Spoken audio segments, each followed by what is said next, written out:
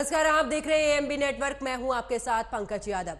राजस्थान विधानसभा चुनाव में सुबह 7 बजे से मतदान जारी है। 1863 प्रत्याशियों के भाग्य का फैसला ईवीएम में शाम 6 बजे तक कैद हो जाएगा। राज्य के 5 करोड़ 25 लाख मतदाता सत्ता में कौन काबिज होगा, इसका फैसला करेंगे। यहां वैसे तो 200 सीटें हैं, लेकिन करणपुर सीट से कांग्रेस प्रत्याशी गुरमीत कुन्नर की मौत के बाद यहां पर चुनाव बाद में होगा। हालांकि सत्ताधारी दल कांग्रेस हो या फिर विपक्षी दल बीजेपी, दोनों ही अपनी अपनी सरकार बनाने का दावा कर रहे हैं, लेकिन इनका फैसला तो 3 दिसंबर को परिणाम आने के बाद होगा। साथ ही आपको बता दें कि 1 बजे तक की अगर बात की जाए तो वोट प्रतिशत 40% इस दौरान देखा गया है। और साथ ही आपको बता दें कि लगातार जैसे जैसे समय आगे बढ़ता जा रहा है, वैसे ही वोट प्रतिशत भी आगे बढ़ रहा है। धीरे धीरे लोग घरों से बाहर निकल रहे हैं। और आपको बता दें कि 1863 प्रत्याशी जो हैं वो चुनावी मैदान में है।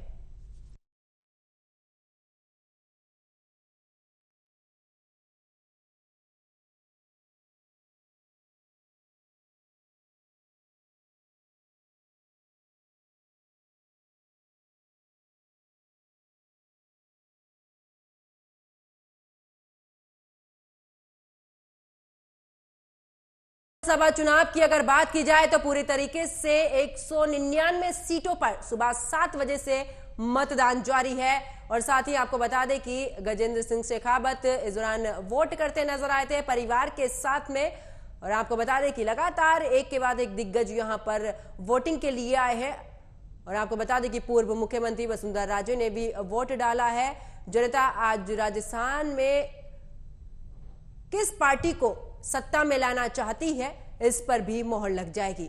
और आपको बता दें कि तमाम जो बयान है वो एक बार फिर से निकलकर सामने आए हैं। सचिन पायलट की बात करें तो उन्होंने भी कहा है कि साथ मिलकर ही वो जो चुनाव है वो जीता जाता है, कोई एक व्यक्ति अकेला चुनाव नहीं जीत सकता है। वहीं अशोक गहलोत की बात करें तो उन्होंने कहा है कि राज्य में कांग्रेस की लहर है और एक बार फिर से राज्य जो है वो कायम रहेगा। वहीं अगर बीजेपी की बात करें तो बीजेपी का साफ तौर पर कहना है कि जिस तरीके से अशोक गहलोत की सरकार में जिन योजनाओं को चलाया गया है वो धरातल पर पूरे तरीके से नहीं उतरी है और इस वजह से जनता कांग्रेस की सरकार से संतुष्ट नहीं है और एक बार फिर से सत्ता परिवर्तन होगा।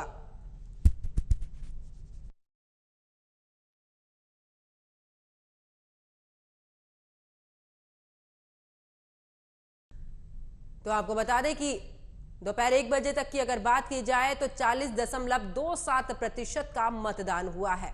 और आपको बता दें कि अब धीरे धीरे राजस्थान की जनता बाहर निकल रही है। मतदाता अपने मत का इस्तेमाल कर रहे हैं। राजनेताओं की बात करें तो आप तस्वीरों में देख सकते हैं गजेंद्र सिंह शेखावत अपने परिवार के साथ मतदान करने पहुंचे। और इसी के साथ आपको यह भी बता दें कि धीरे धीरे अब जो वोट प्रतिशत है वो बढ़ता जा रहा है। साल 2018 की अगर बात की जाए तो 74.06% मतदान हुआ। उससे पहले की अगर बात की जाए 2013 में 75.04 और जबकि 2008 की बात की जाए तो 66.25। और अब देखने वाली बात होगी 2023 में मतदान हो रहा है कि आखिरकार इस बार कितना प्रतिशत मतदान बढ़ा है और या फिर कितने प्रतिशत मतदान घटा है। आपको बता दें कि 2018 की अगर जीत की बात की जाए तो इस दौरान कांग्रेस को 99 सीटें मिली थी, जबकि बीजेपी के हिस्से में 73 सीटें आई थी। और बेहद ही दिलचस्प इस बार का जो चुनाव है वो रहा है, क्योंकि बीजेपी और कांग्रेस के बीच में कांटे की टक्कर देखने को मिल रही है। जनता की अगर बात की जाए तो वोटर्स पूरी तरीके से साइलेंट नजर आए, क्योंकि यही वो वोटर्स हैं जो ये तय करते हैं कि आखिरकार राज्य में किसकी सरकार पर वो मोहर लगाना चाहते हैं, यानी कि सत्ता की कुर्सी पर कौन सी पार्टी को पहुंचाना चाहते हैं। इस दौरान आपको बता दें कि वसुंधरा राजे ने भी अपील की है जनता से कि कमल का बटन दबाए और बीजेपी को भारी बहुमत से जिताए। और आपको बता दें कि इस दौरान अगर कांग्रेस की बात करें तो कांग्रेस की तरफ से भी तमाम जो नेता हैं उनकी तरफ से वोट करने की अपील भी आई है। बीजेपी पर आरोप लगाते हुए भी और कटाक्ष करते भी इस दौरान वो नजर आए हैं। कोई अकेला नहीं जीत सकता, ये सचिन पायलट की तरफ से कहा गया है। और साथ ही आपको बता दें कि इस बार भी जातीय समीकरण राजस्थान में बड़ा हावी रहा है। बात स्थानीय मुद्दों की करें तो बीजेपी ने अपने संकल्प पत्र में भी जिक्र किया है मुद्दों को लेकर, चाहे महिला सुरक्षा की बात करें, किसानों के मुद्दे की बात करें, वहीं अगर कांग्रेस की बात करें 7 गारंटियों के साथ में भी इस दौरान घोषणा पत्र उन्होंने जारी किया है, जहां पर उन्होंने चिरंजीवी योजना के तहत भी जो राशि है 25 लाख से 50 लाख कर दिया, यानी कि तमाम वादे दोनों पार्टी की तरफ से की गए हैं। लेकिन अब देखने वाली बात तो ये होगी कि आज जिस तरीके से मतदान हो रहा है, जनता का रुख किस ओर जाता है, ये भी देखने वाली अपनी बात होगी, क्योंकि राजस्थान हमेशा से ही सत्ता परिवर्तन के लिए जाना जाता है। और जिस तरीके से ये भी बयान सामने आए कि राज नहीं रिवाज बदलेगा, तो देखने वाली बात ये होगी कि इस बार राज बदलेगा, राज कायम रहेगा या फिर रिवाज बदलेगा। इसी पर चर्चा के लिए मेरे साथ में कुछ मेहमान जुड़े हैं, उनका परिचय आपसे करा देती हूं। बीजेपी नेता अमित तिवारी हैं, कांग्रेस प्रवक्ता शान खान मेरे साथ में और राजनीतिक विश्लेषक डॉक्टर अजय तिवारी मेरे साथ में। आप तीनों मेहमानों का स्वागत है एएमबी नेटवर्क पर। चर्चा की शुरुआत अजय जी आप ही के साथ में करूंगी, क्योंकि जो समीकरण है बहुत ही अलग नजर आ रहा है, खुलकर कुछ चीजें सामने नहीं आ रही हैं कि आखिरकार क्या है। अगर वोटर से भी बात की जाए या जनता से भी इस दौरान बात की गई है तो कुछ तस्वीर निकलकर सामने नहीं आ रही है, वादे किए जा रहे हैं। क्या लगता है राजस्थान के समीकरण को लेकर आपको? पंकज जी, आपके चैनल के माध्यम से सबसे पहले आपके चैनल के दर्शकों के साथ आप सभी को प्रणाम करते हुए 140 करोड़ जनता को प्रणाम करता हूं। और कमाल है, इस बार का वोटिंग परसेंटेज भी बहुत जबरदस्त जा रहा है, चाहे वो छत्तीसगढ़ हो, चाहे वो मध्य प्रदेश हो, चाहे राजस्थान का खेल भी अभी शुरू हुआ है। और आप देखिए राजस्थान में लगभग 46% वोट अब तक पड़ चुके हैं और मुझे जैसा लगता है कि ये 65 से ऊपर जाएगा। और इस परसेंटेज के बढ़ने से कहीं ना कहीं वह बात आती है कि फिर से एक बार भाजपा सरकार, फिर से एक बार कांग्रेस सरकार, और फिर ये जनता जो है एक दूसरे को बदलने का काम कर सकती है। लेकिन एक बात तो सोचना पड़ेगा पंकज जी कि राजस्थान में हिंदू जो परसेंटेज है वो लगभग 83% है। 83% परसेंटेज हिंदुओं की है और मुस्लिम वहां पर 9% है, 9%, 8-9% है। लेकिन जो निर्णायक भूमिका निभाने वाले लोग हैं जातीय समीकरण में, वो एससी हैं, एसटी हैं। लगभग 37% वोट उनके हैं और उसमें आ जाता है गुर्जर समाज और ब्राह्मण समाज। आप देखिए कांग्रेस ने गुर्जर समाज को बहुत अच्छी तरह साधने का काम किया। अभी नरेंद्र मोदी प्रधानमंत्री जी ने जाकर के वहां जो रैली की उसमें गुर्जर समाज के लिए बहुत बड़ी बड़ी बातें भी कही उन्होंने। दूसरी चीज कि भारतीय जनता पार्टी ने एक बढ़िया कद्दावर सिस्टम को बनाने के लिए उन्होंने अपना प्रदेश का अध्यक्ष ही ब्राह्मण चुन लिया। तो देखना जातीय समीकरण में ये एससी और एससी वोट निर्णायक भूमिका निभाने वाली जाति किधर है, लेकिन जाएगी किधर? इस जाति को हमेशा से प्रलोभन चाहिए होता है और इन जातियों ने ही प्रलोभन के ऐसे पिटारे खुलवाए हैं जिसमें भारतीय जनता पार्टी ने एक से एक पिटारा खोल रखा है। राजस्थान के कांग्रेस के गहलोत जी ने भी एक से एक पिटारा खोल रखा है। उसके बावजूद भी इधर सिंधिया के खिलाफ नोटिस आ रहा है और इधर सचिन जी गहलोत को पूरी तरह से मजबूती देने को तैयार नहीं खड़े हुए हैं। देखिए कितनी मतलब विडंबनाएं हैं चुनाव में। लेकिन मैं आपके चैनल के माध्यम से बार बार अपील करूंगा, राजस्थान की जनता से अपील करूंगा कि जनता के प्रत्येक व्यक्ति अपने वोट के अधिकार को ऐसा तीर बनाइए, बिल्कुल ऐसा तीर बनाइए कि जो आपको अच्छा लगे उसे चुन कर लाइए, चाहे वो कांग्रेस हो, बीजेपी हो, आप हो, चाहे बसपा हो। बिल्कुल अजय तिवारी जी, वापस लौटूंगी आपके पास में। शान खान जी, क्या लगता है राज कायम रहेगा या रिवाज बदलेगा?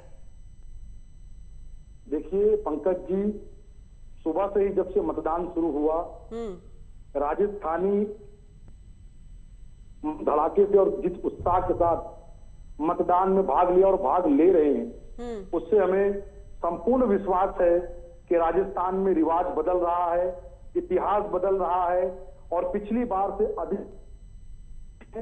और भाजपा की स्थिति तो ये हो चुकी है कि बहुत सारे क्षेत्रों में हमारी लड़ाई निर्दलीय और अन्य दलों से है। भाजपा तो कहीं दिखाई नहीं दे रही है, भाजपा का सुपड़ा साफ हो चुका है, क्योंकि जनता के सामने दो तरह का शासन है। एक केंद्र का भाजपा का भ्रष्टाचार और दूसरी तरफ सरकार का सुशासन है, गारंटी है, लोक कल्याणकारी योजनाएं है। भारतीय जनता पार्टी कितनी पाखंडी पार्टी है, इसका सबसे बड़ा प्रमाण और सबूत यही है कि जिस भारतीय जनता पार्टी की सरकार ने 350 रुपए के सिलेंडर को 1200 रुपए का कर दिया, अब वो भारतीय जनता पार्टी राजस्थान में 450 रुपए में सिलेंडर देने का खोखला वादा कर रही है, जबकि गुजरात, आसाम में कई स्थानों में इनकी सरकारें हैं, वहां पर 450 में सिलेंडर नहीं दे रहे हैं। ठीक है शान खान जी, ठीक है, जब जितने आरोप लगा रहे हैं जवाब ले लेते हैं। शान खान जी वापस लौटूंगी। अमित तिवारी जी, ये बड़ा सवाल उठा रखा है कांग्रेस ने कि जहां जहां पर आपकी सरकार है वहां पर तो आप कुछ कर नहीं रहे हैं, और अब वादे लेकर राजस्थान में आ गए हैं, कांग्रेस को कॉपी किया जा रहा है। वो 500 में तो आपने उज्ज्वला योजना के तहत 450 में सिलेंडर देने की बात कर दी है। तमाम आरोप लग रहे हैं आप पर। शान खान जी ने कुछ नया नहीं सुना है, वही अपना रटा रखा है, अपना पहले भी करते आए हैं, वो आज भी कर रहे हैं। लेकिन वहाँ की वास्तु स्थिति, राजस्थान की आज वास्तु स्थिति क्या है वो हमें समझने की जरूरत है। राजस्थान में 35,000 महिलाओं के साथ दुष्कर्म हुआ, उसमें से 15,000 महिलाएं ऐसी हैं जो 18 साल से कम उम्र की है, मतलब नाबालिग हैं। उसके बाद जिन महिलाओं के साथ दुष्कर्म होता है उन्हें काट कर, बोटी बोटी काट कर, तेजाब से जलाकर चूल्हे में फेंक दिया जाता है। ऐसी घटनाएं होती है। मुख्यमंत्री जी के घर के 5 किलोमीटर दूर एक महिला अपने थाने में जाती है, अपने साथ दुष्कर्म किए हुए कांड का वहां पे ब्यौरा करती है, वहां पे उसकी सुनी नहीं जाती, जब मजबूरी में आकर उसे अपने 10 साल के बेटे के सामने अपने आप को आग लगानी पड़ती है। ये वहां की वास्तु स्थिति है। जिस तरीके से हमने इतिहास में पहली बार ये देखा कि फेसबुक लाइव करते हुए, कलमा पढ़ते हुए किसी का मर्डर होता है, ये वहां की वास्तु स्थिति है। बिजली सबसे ज्यादा कहीं महंगी है देश में तो वो राजस्थान है, 11.5 प्रति यूनिट ये वहां की बिजली का दर है। किस तरीके से वहां पे महंगाई के मुद्दे पर पेट्रोल और डीजल सबसे ज्यादा कहीं महंगा है तो वो राजस्थान है।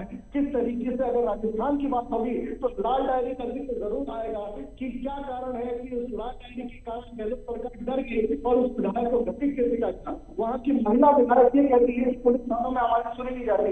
पुरुष विधायक राजस्थान की कांग्रेस पार्टी ये कहते हैं कि मर्दों का प्रदेश है, यहाँ पे होते रहेंगे। तो ये वहाँ की वास्तु स्थिति है, और जो वोट प्रतिशत आज बढ़ चढ़ के वोट दे रहे हैं वो इसी वास्तु स्थिति को बदलने के लिए वोट दे रहे हैं। वहां पर रिवाज बदलेगा और भाजपा की सरकार आएगी और वहां की जनता को ये जो भी मोदी जी की गारंटी के सामने सबकी गारंटी फेल है। ठीक है अमित तिवारी जी वापस लौटती हूँ। सबकी गारंटी फेल है। ठीक है, वापस लौटती हूँ। अजय जी, अब जिस तरीके से समीकरण बन रहा है कि हनुमान बेनीवाल की आरएलपी है, इधर एएसपी और जेजेपी, क्या ये कांग्रेस बीजेपी का खेल बिगाड़ेंगे छोटी छोटी पार्टियां राजस्थान में? क्या लगता है कांग्रेस या बीजेपी को एक बड़ी मात, या फिर जिस खेमे में जाएंगी वहां पर उसका समीकरण बनाएंगी?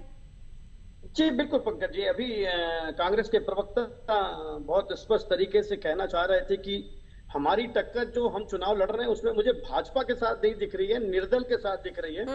वो हो सकता है निर्दल ना हो, बीएसपी हो, जसपा हो, और भी पार्टियां हो, आम आदमी पार्टी हो, तो ऐसा हो सकता है। क्योंकि मायावती का जो वोट कैडर है, जो वहां देखिए 5-5, 6-6 सीट हमेशा बसपा ने जीता है वहां, तो जो वोट कैडर है वो वोट कैडर अगर बट गया और एक जगह जाकर के गिर गया, तो ना कांग्रेस की सरकार बनेगी और ना बीजेपी की सरकार बनेगी।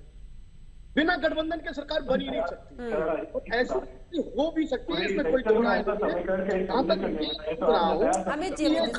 अभी मैं एक डिबेट में और था, उस डिबेट में भी भाजपा के प्रवक्ता ने इस बात को कहा है कि हमारे साथ तो कांग्रेस कहीं है ही नहीं, हम तो और लोगों के साथ पार्टिसिपेट कर रहे हैं और प्रतिद्वंदी बने पड़े। तो मुझे लगता है कि दोनों पार्टियों में कहीं ना कहीं गहमा गहमी जो हो रही है। और अजय तिवारी जी यहाँ पर ये भी समीकरण समझने की कोशिश है कि एक तरफ तो ये छोटी छोटी पार्टियां हैं, दूसरी तरफ जिन लोगों को इन्होंने टिकट नहीं दिया है दोनों पार्टी ने, वो भी बागी तौर पर है मैदान में, तो वोट बैंक पर असर पड़ेगा। तो उनका भी एक बड़ा अहम रोल है। जो आपस में आप दो पार्टियां लड़ रही हैं, शायद ही इनको ये भी याद रखना चाहिए छोटी छोटी पार्टियां भी हैं, उधर से बागी भी हैं, जो आपके लिए दोनों ही बड़ी मुश्किल खड़ी कर सकते हैं। जी बिल्कुल पंकज, ये बात कहा जा सकता है कि दागी कितने हैं और बागी कितने हैं। मतलब भाजपा में दागी की और कांग्रेस में दागी की संख्या कम नहीं है, दोनों में ऑलमोस्ट बराबर बराबर है। और बागियों की संख्या भी आप देखिए तो मतलब 5 से 7% ऊपर नीचे है, बागी भी इन दोनों में ही है। और दोनों के जो ये बागी का सिस्टम है, हो सकता है ये खेल जो है इस बार का गठबंधन सरकार बन जाए ना। जो पिछला वाला समीकरण चल रहा था कि एक बार कांग्रेस एक बार बीजेपी, और ना कांग्रेस और बीजेपी की चलेगी, हो सकता है इस बार गठबंधन की चलेगी। और ऐसी स्थिति में अगर गठबंधन की चलती है तो देखना इसमें होगा कि मुख्यमंत्री कौन होगा। ये अजय जी ये मुख्यमंत्री वाला जो दाव चल रहा है ना, कि कांग्रेस का भी अगर बात करें तो ठीक है, अशोक गहलोत थोड़ा निकलकर सामने आ रहे हैं। गुर्जर समाज की बात करें, सचिन पायलट को मुख्यमंत्री के तौर पर देखना चाह रहे हैं। बीजेपी की बात करें, इस दौरान जो है गजेंद्र सिंह शेखावत है, पूर्व मुख्यमंत्री वसुंधरा राजे है, दिया कुमारी एक नया फेस निकालकर बीजेपी जो सामने ला रही है। तो ये इतने सारे चेहरे सामने आ रहे हैं, तो ऐसा लग रहा है कि कहीं ये जो छोटे छोटे गठबंधन है तो ये सारे चेहरे एक तरफ ना हो, एक नया चेहरा मुख्यमंत्री के पद पर आ जाए।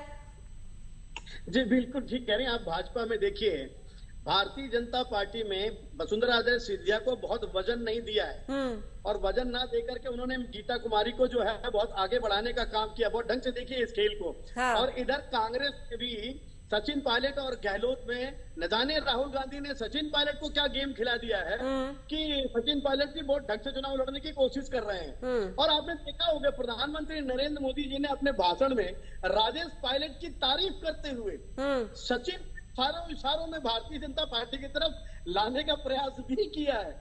नो डाउट इस बार का खेल ऐसा भी हो सकता है कि ये जो छोटे छोटे दल हैं, अगर इन्होंने अपनी सीट की बढ़त बना ली तो जो हरियाणा में जसपा की 10 सीट से डिप्टी सीएम दुष्यंत चौटाला बने हैं, बिल्कुल तो ऐसा ही राजस्थान में होगा।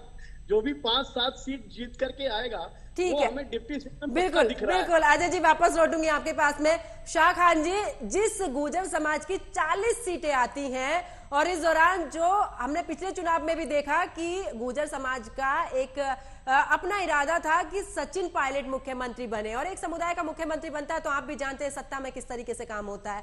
तो कहीं ऐसा तो नहीं है जो बीजेपी का वोट बैंक हुआ करता था वो फिर से चिटक कर बीजेपी की तरफ न चला जाए? अगर सचिन पायलट को कोई भी पद नहीं दिया जाता है या उनकी पसंदीदा मुख्यमंत्री नहीं बनते हैं गुर्जर समाज का, तो ये जो 2018 से लेकर 23 तक का सफर रहा है, कहीं मुश्किल खड़ी ना कर दे कांग्रेस के लिए? सचिन पायलट जी हों, चाहे अशोक गहलोत जी हों, या हमारे कोई भी नेता हों, वो पार्टी के कार्यकर्ता हैं, और कार्यकर्ता के रूप में उन्होंने जो परिश्रम किया है, चुनाव में जो प्रचार किया है, निश्चित रूप से उसका परिणाम आएगा।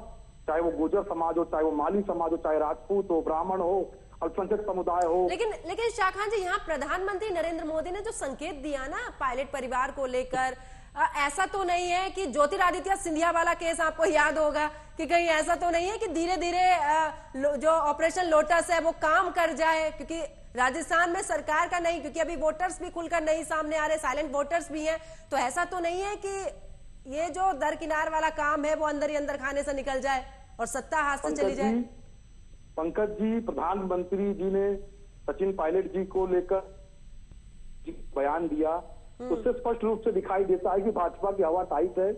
भाजपा राजस्थान में बुरी तरीके से चुनाव हार रही है, इसीलिए इन किन प्रकार से कांग्रेस के नेताओं को लेकर विवादित बयान देना, कांग्रेसियों के अंदर मतभेद पैदा करना, इस तरीके से भारतीय जनता पार्टी अपने चुनाव जीतने के हथकंडे अपना रही है, क्योंकि जनता ने इनको नकार दिया है। मोदी जी जहां जहां भी सभा करने गए, जनता ने नकार दिया। इनकी सभा में ठीक है, हम सभा में तो आ गए हैं, मनोरंजन करने पर वोट हम कांग्रेस पार्टी को देंगे, कितने वीडियो में आपको दिखा सकता हूँ। तो राजस्थान में भाजपा के नेता केवल मनोरंजन करने जा रहे थे, वरना लोग इनकी सभा में आके ही कहते थे हम कांग्रेस को वोट देंगे। ठीक है शाह खान जी, वापस लौटूंगी, जवाब ले लेती हूँ अमित तिवारी जी से। अमित तिवारी जी, प्रधानमंत्री नरेंद्र मोदी एक तरफ तो आती हूँ अमित जी आपके पास, आपके पास में अजय जी। अमित जी, अब एक तरफ तो प्रधानमंत्री तारीफ कर रहे हैं, दूसरी तरफ जो साधने की कोशिश की जा रही है राजस्थान में, वोटर्स जो हिंदू वोटर्स हैं उनको बड़े साधने की कोशिश की जा रही है, तो ये किस तरीके से कि एक तरफ सचिन पायलट की अगर मैं बात करूं तो उनके पिताजी की तारीफ होती है और दूसरी तरफ पूरे तरीके से साधने की कोशिश की जा रही है हिंदू वोटर्स को, ये किस तरीके से? पंकज जी देखिए, जिस तरीके से शान खान जी बोल रहे हैं, मुझे लगता है कि उन कार्यकर्ताओं जो सुनने आए थे प्रधानमंत्री मोदी जी को, शाह खान जी उन्हीं के बीच में खड़े थे। शायद इसीलिए उनको इतना ज्यादा पता है। ठीक है, आप हमारी सभाओं में आइए, आपका स्वागत है। देखिए पंकज जी, अगर आप हमारे शाहखान जी सुन लीजिए, शाहखान जी सुन लीजिए, आपने अपनी बात कह दी। देखिए शाहखान जी बीच में नहीं, जब आप बोल रहे थे दोनों में से किसी ने नहीं बोला, अपने अपने नंबर पर बोलिए ताकि चर्चा जो है वो अच्छे से आगे चले और समझ में भी आए। बिल्कुल अमित तिवारी जी, बात पूरी कीजिए। इस तरीके से कांग्रेसी अटकाने, भटकाने और लटकाने का काम करते हैं, और यही काम उन्होंने राजस्थान में भी किया है, राजस्थान की जनता के साथ। देखिए प्रधानमंत्री मोदी जी क्या कहते हैं, प्रधानमंत्री मोदी जी ने सचिन पायलट के पिताजी की बड़ाई की। सचिन पायलट के साथ जो अत्याचार हो रहा है कांग्रेस में रहते हुए, उसके लिए उन्होंने संवेदना दिखाई। उस अत्याचार को आप हटाना चाहते हैं क्या? जैसे मध्य प्रदेश, नहीं जैसे मध्य प्रदेश में ज्योतिरादित्य सिंधिया के साथ में कहीं ऐसी रणनीति तो नहीं है ना तिवारी जी, ऐसी रणनीति तो नहीं है ना कि मैं जो कहने जा रहा हूँ। हाँ अरे शाह जी सुन लीजिए, शाह जी सुन तो लीजिए, बात तो सुन लीजिए। ठीक है अमित तिवारी जी, बात पूरी काम करते हैं किस तरीके से। देखिए तो जिस तरीके और राहुल गांधी ने क्या किया, राहुल गांधी ने प्रधानमंत्री मोदी जी को गाली देने का काम किया। तो ये फर्क है, ये बुनियादी फर्क है भाजपा और कांग्रेस के कार्यकर्ता की कार्यप्रणाली में। किस तरीके से इनके पास मुद्दे नहीं है तो ये क्या करने लगते हैं, मोदी जी के पिताजी को गाली देने लगेंगे, मोदी जी को माता जी को गाली देने लगेंगे, मोदी जी को स्वयं गाली देने लगेंगे। तो किस तरीके से कांग्रेस, इनके पास मुद्दा नहीं है, ये हताश हो चुके हैं, इनको पता है कि राजस्थान में हारने वाले हैं और इसलिए वो गाली देने को उतर आए हैं। वरना मुद्दे की कमी है क्या? राजस्थान में बिजली सबसे ज्यादा महंगी है, राजस्थान में शिक्षा ध्वस्त है, 90% कॉलेजेस में प्रिंसिपल की नियुक्ति नहीं है पंकज जी। ये राजस्थान की शिक्षा की व्यवस्था है, वहां पे हिंदी मीडियम स्कूलों को कन्वर्ट करके आपने इंग्लिश मीडियम कर दिया, लेकिन इंग्लिश पढ़ाने वाले शिक्षकों को भर्ती नहीं की। ये वहां की वास्तु स्थिति है। किस तरीके से एक महिला को अपने बच्चे के सामने आत्मदाह करना पड़ता है, ये वहां की वास्तु स्थिति है। किस तरीके से वहां पे महिला जो एमएलए है वो सुरक्षित नहीं है, पुरुष जो एमएलए है वो किस तरीके से महिला। ठीक है अमित तिवारी जी, जवाब नहीं तो फिर सीधा अजय तिवारी जी आपके पास में आऊंगी। ठीक है अमित तिवारी जी, शाहखान जी जल्दी से जवाब दीजिए, फिर मैं अजय जी के पास। देखिए पंकज जी, भारतीय जनता पार्टी वो पार्टी है जिसके शासन में अमित तिवारी जी सुन लीजिए अब अमित तिवारी जी सुन लीजिए भाई, बोखलाइए। अमित तिवारी जी आप बोल रहे थे, जब वो बीच में बोल रहे थे आपको दिक्कत हो रही थी, तब सुन लीजिए। भाजपाइयों को बीच में राजस्थान में आइए, आपका इलाज कराया जाएगा। चिरंजीवी योजना के तहत भाजपाइयों के मानसिक दशा का इलाज कराया जाएगा। मोदी जी को गाली देने के अलावा अमित तिवारी जी आप सुन तो लीजिए। अब आपने अपने नंबर पे बोला है, मैंने उन्हें भी शांत कराया। अब आप सुनिए ना, चर्चा आराम से, चर्चा एक के बाद एक आगे अगर बढ़ेगी तो अच्छा लगेगा। इस तरीके से ना मुझे समझ में आएगा ना जनता को समझ में आएगा। यहाँ पर अपनी अपनी बात रख रहे हैं। शाहखान जी अपनी बात पूरी कीजिए, और मेरी दरख्वास्त है आपसे कि आप बीच में नहीं बोलेंगे तिवारी जी। नहीं, जो अपेक्षा तिवारी जी आपने अपनी बात पूरी की है, समय भी कम है तिवारी जी, जल्दी से शाह जी, तो उसी तरीके से इनको शाहखान जी आप अपनी बात पूरी कीजिए जल्दी से, फिर मैं आती हूँ आपके पास। अमित तिवारी जी, अमित तिवारी जी इस तरीके से तो नहीं अच्छा लगता। आप अपने नंबर पर बोलते हैं कि बीच में ना बोले। अमित तिवारी जी सुन लीजिए ना, अब आपकी बात पूरी हो गई है, मैं नहीं चाहूंगी कि बीच में कोई भी बोलेगा। खान जी अपनी बात पूरी कीजिए जल्दी से। देखिए पंकज जी, एनसीआरबी का डाटा ये बताता है कि भारत में सबसे अधिक महिलाओं और दलितों पे अत्याचार, उनका उत्पीड़न कहीं हो रहा है तो उत्तर प्रदेश है, जहाँ भारतीय जनता पार्टी का शासन है। जो भाजपा श्यामयानंद और ब्रिजभूषण शरण सिंह को बचा रही हो, वो महिला सुरक्षा की बात करेगी। पंकज जी मैं आपको ठीक है, मुझे लगता है आप दोनों एक दूसरे की बात ही नहीं सुनना चाहते। चलिए, समय कम होने के चलते मुझे चर्चा को यहीं पर रोकना पड़ेगा। आप तीनों मेहमान मेरे साथ में इस चर्चा में जुड़े, आप तीनों का बहुत बहुत शुक्रिया। तो देखिए, आज की अगर बात की जाए तो राजस्थान में 199 सीटों पर मतदान इस समय पर जारी है। धीरे धीरे मतदाता घर से बाहर निकल रहे हैं और अपने मत का इस्तेमाल कर रहे हैं, लेकिन आने वाले समय में ही देखना पड़ेगा कि आखिरकार राज कायम रहेगा या रिवाज बदलेगा। मेरे साथ फिलहाल इतना ही। आप देखते रहिए AMV नेटवर्क। नमस्कार।